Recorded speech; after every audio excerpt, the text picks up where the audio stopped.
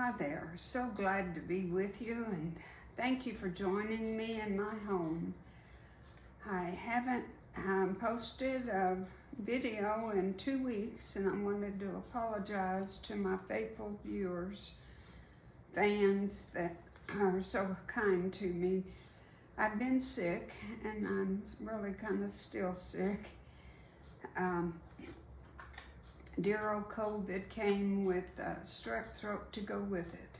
So, but I feel so bad even talking about something that minor when we've had so many disasters this week and the hurricane and so many casualties and flooding and people have lost their homes. You know, I was watching those houses floating down the rivers and I was thinking, I bet there's a sewing machine in there and some beautiful quilts that are gone, ruined. Someone's whole life gone in an instant. So I'm so sorry if you're one of those that's been in those calamities and the dam breaking. I'm just so sorry for your losses.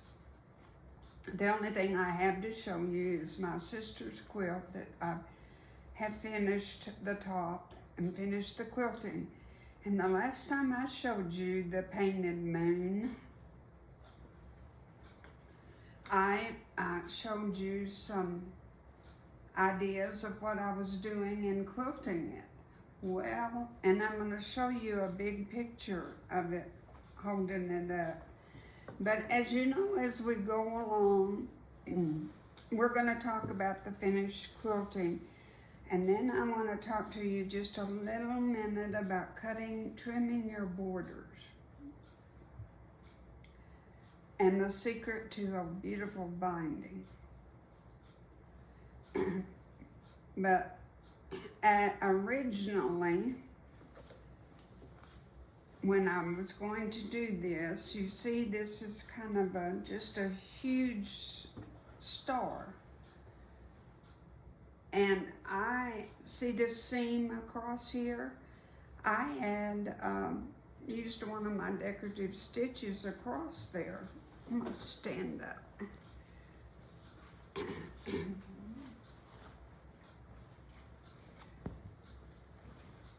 And I had used that stitch and it just, it chopped it, it cut the what do you call these? My mind's not working very good, y'all. Anyway, it broke the pattern and I didn't like it and I took it out. It took me forever, but I took all that stitching out. I only had 2 to take out, I think. But I didn't want to break the continuity of the star points. I wanted them to flow. So I'm going to put the camera down here in just a minute and show you. I found this beautiful stitch on my machine that gives me the effect of free motion quilting. And you know I've told you I can't free motion quilt. This is almost the same thing. And I'm a happy camper. I found it because honestly, I think I'm gonna be doing most of my quilts with this stitch. It is just so beautiful up close. Now on the gray, there's nothing to it. I just stitched across, made a grid. And then on my inner binding border here, I put my decorative stitch on either side. I chose not to go down the middle. And this decorative stitch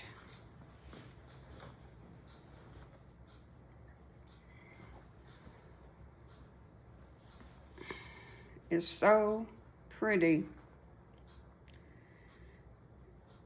It's 2 X's on each side. Can you see it? See that? And it just presents such a beautiful stitch, and I did it on everything except the one straight across the middle. And it's a little bit different. Okay, then this is what I want to show you.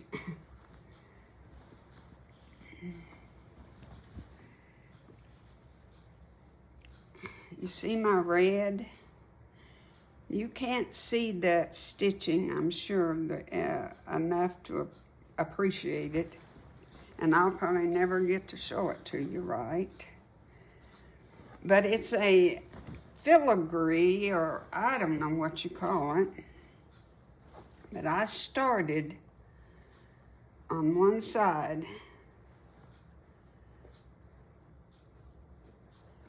and went all the way down. Did another row and filled in and got as close to the sides as I could go.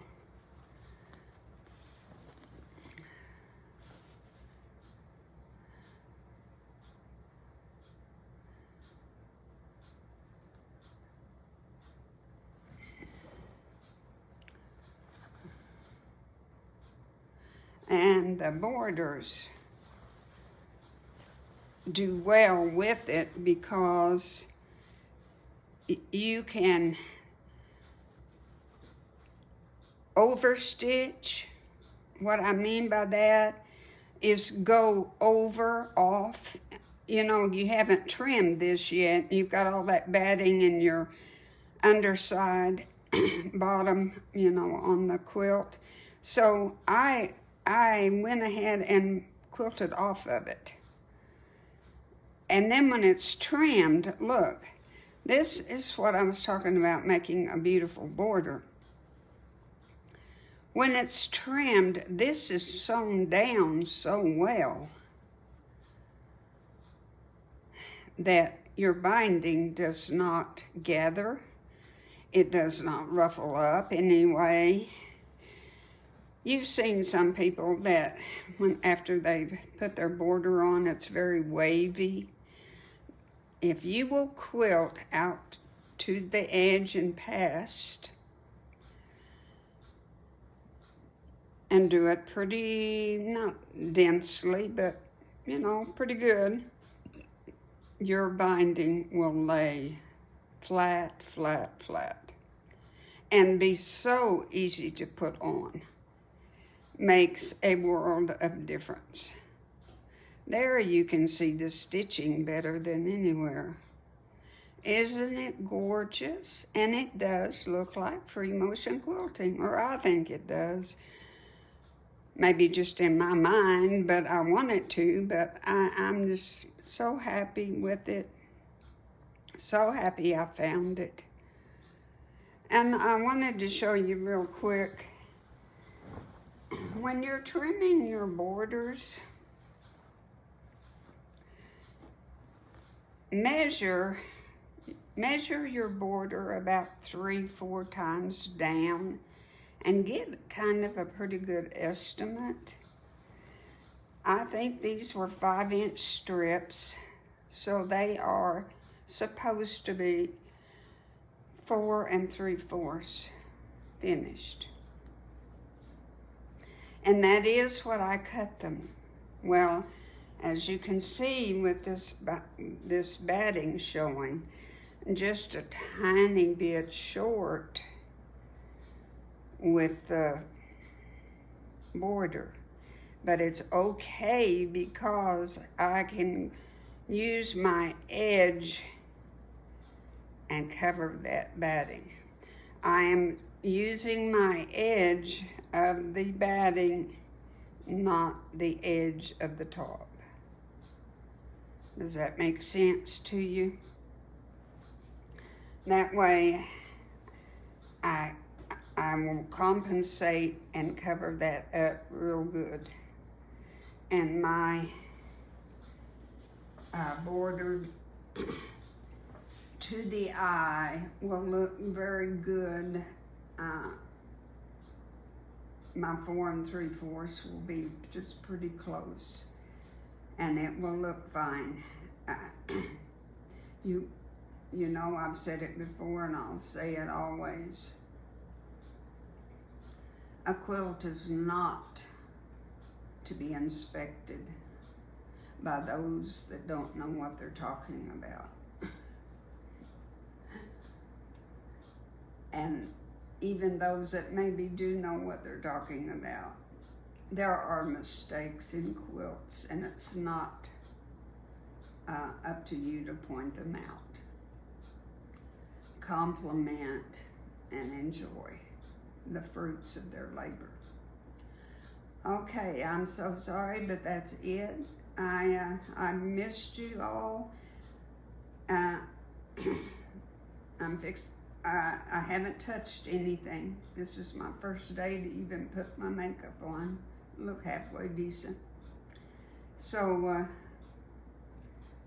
I'm hoping in a day or two that I can put the binding on, and got to finish my granddaughter's baby quilt. The shower is October the 19th, and here I am, and I'm hand quilting it.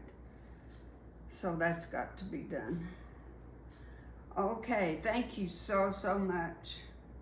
I hope you're doing well. I hope life has not handed you any disaster.